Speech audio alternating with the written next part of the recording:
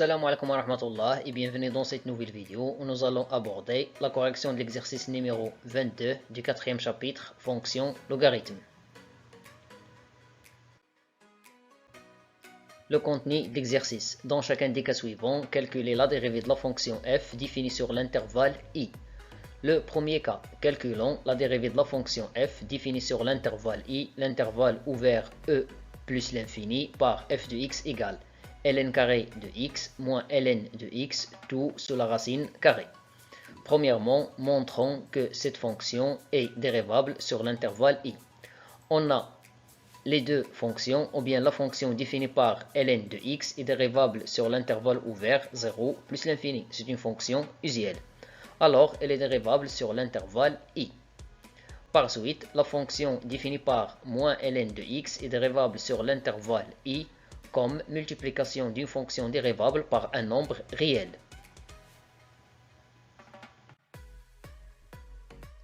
Par suite, la fonction définie par ln carré de x est dérivable sur l'intervalle ouvert e plus l'infini comme produit de deux fonctions dérivables.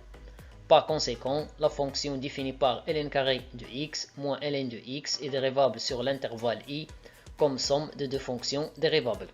Maintenant, montrons que, quel que soit x appartenant à l'intervalle i, ln carré de x moins ln de x est supérieur strictement à 0. Soit x un élément de l'intervalle i, on sait que ln carré de x moins ln de x égale ln de x facteur ln de x moins 1. J'ai factorisé par ln de x. Comme x appartient à l'intervalle i, alors ln de x est supérieur strictement à 0, car on sait que ln de x est strictement positif sur l'intervalle ouvert 1 plus l'infini. Et l'intervalle ouvert 1 plus l'infini contient cet intervalle.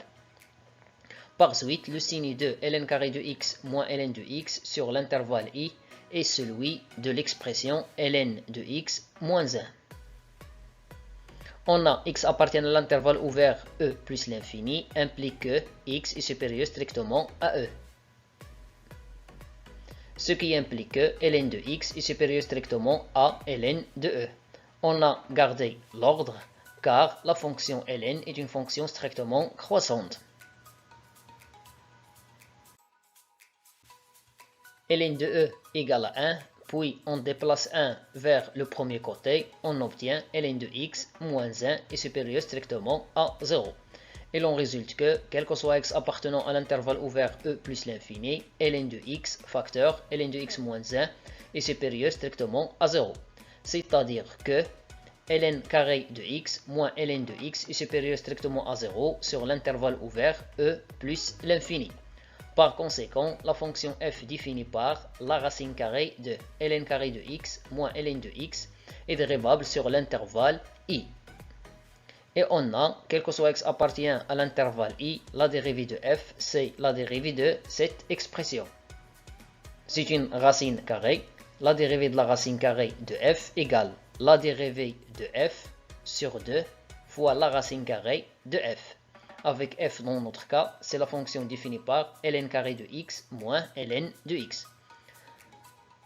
Alors, cette dérivée vaut la dérivée de ln carré de x moins la dérivée de ln de x. Cette dérivée égale 2 fois la dérivée de ln de x fois ln à la puissance 2 moins 1 de x, puis moins la dérivée de ln de x. On sait que la dérivée de ln de x égale 1 sur x. 2 moins 1 égale à 1, alors ici on obtient ln de x. Même chose se répète ici. La dérivée de ln de x, c'est 1 sur x. Puis la factorisation par 1 sur x. La première expression, elle nous donne 2 fois ln de x. La deuxième expression, elle nous donne moins 1. Cette dernière expression égale 2 fois ln de x moins 1, tout divisé par 2 fois x. Ce x, fois la racine carrée de ln carré de x moins ln de x. Et voilà l'expression de f' de x sur l'intervalle ouvert e plus l'infini. Le cas suivant, calculons la dérivée de la fonction f définie sur l'intervalle i, l'intervalle ouvert 0, e, par f de x égale 1 plus ln de x, tout divisé par 1 moins ln de x. On a la fonction définie par ln de x est dérivable sur l'intervalle ouvert 0 plus l'infini. C'est une fonction usuelle. Alors, elle est dérivable sur l'intervalle i, l'intervalle ouvert 0, e. Par suite, la fonction définie par moins ln de x est dérivable sur l'intervalle i comme multiplication d'une fonction dérivable par un nombre réel. Alors, les deux fonctions définies par 1 plus ln de x et 1 moins ln de x sont dérivables sur l'intervalle i. De plus, 1 moins ln de x égale à 0 implique que 1 égale ln de x. J'ai déplacé moins ln de x vers le deuxième côté. On sait que 1 égale ln de e. Puisque j'ai ln de e égale ln de x et la fonction ln est une fonction strictement croissante, alors cela signifie que e égale à x. Comme e n'appartient pas à l'intervalle 0e, alors cela signifie que 1 moins ln de x ne s'annule pas sur l'intervalle i. Par suite, la fonction f définie par 1 plus ln de x divisé par 1 moins ln de x est dérivable sur l'intervalle i en tant que quotient de deux fonctions dérivables. Et on a, quel que soit x appartient à l'intervalle i, f' de x, c'est la dérivée de cette expression, égale la dérivée de 1 plus ln de x, facteur 1 moins ln de x, moins 1 plus ln de x, facteur la dérivée de 1 moins ln de x, puis tout divisé par 1 moins ln de x, tout au carré. J'ai appliqué la propriété, la dérivée de f sur g égale la dérivée de f fois g moins f fois la dérivée de g, tout divisé par g au carré. La dérivée de 1 vaut 0, la dérivée de ln de x vaut 1 sur x. La dérivée de 1 vaut 0, la dérivée de ln de x vaut 1 sur x fois moins 1, alors on obtient moins 1 sur x. Moins fois moins 1 sur x nous donne plus 1 sur x. Puis la factorisation par 1 sur x, la première expression nous donne 1 moins ln de x. La deuxième expression nous donne 1 plus ln de x. Puis la simplification par les deux expressions opposées, moins ln de x plus ln de x. Alors on trouve 1 plus 1, c'est-à-dire le nombre 2, et 2 fois 1 sur x égale 2 sur x. Cette dernière expression égale 2 divisé par x facteur 1 moins ln de x tout au carré.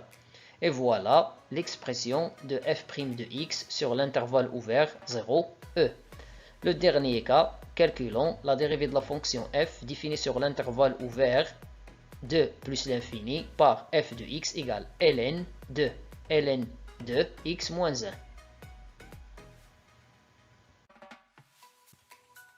Premièrement, montrons que la fonction f est dérivable. On a la fonction définie par x moins 1 est dérivable sur r car c'est une fonction polynomiale. Alors, elle est dérivable sur l'intervalle i, l'intervalle ouvert de plus l'infini. Donc, la fonction définie par ln x moins 1 est dérivable sur l'intervalle i. Montrons que, quel que soit x appartienne à l'intervalle i, ln x moins 1 est supérieur strictement à 0. On a x appartient à l'intervalle ouvert 2 plus l'infini implique que x supérieur strictement à 2.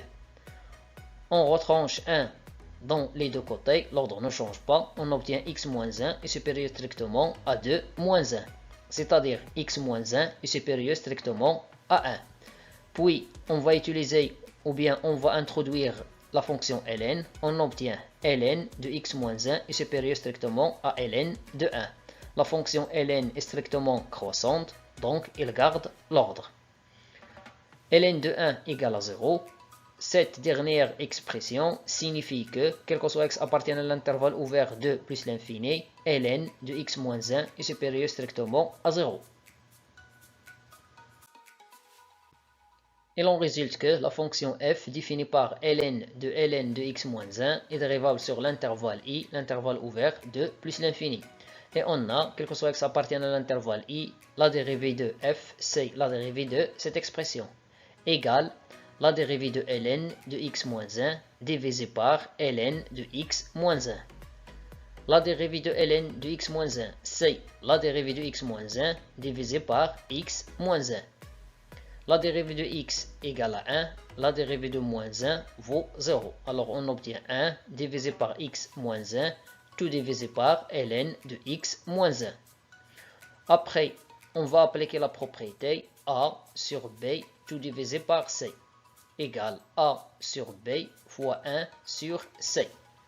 Puis l'utilisation d'une seule fraction, alors on obtient 1 divisé par x moins 1, tout facteur, ln x moins 1. Et cette dernière expression, c'est l'expression de f' de x sur l'intervalle ouvert de plus l'infini. Finalement, je vous remercie pour votre attention et à la vidéo prochaine, Inch'Allah.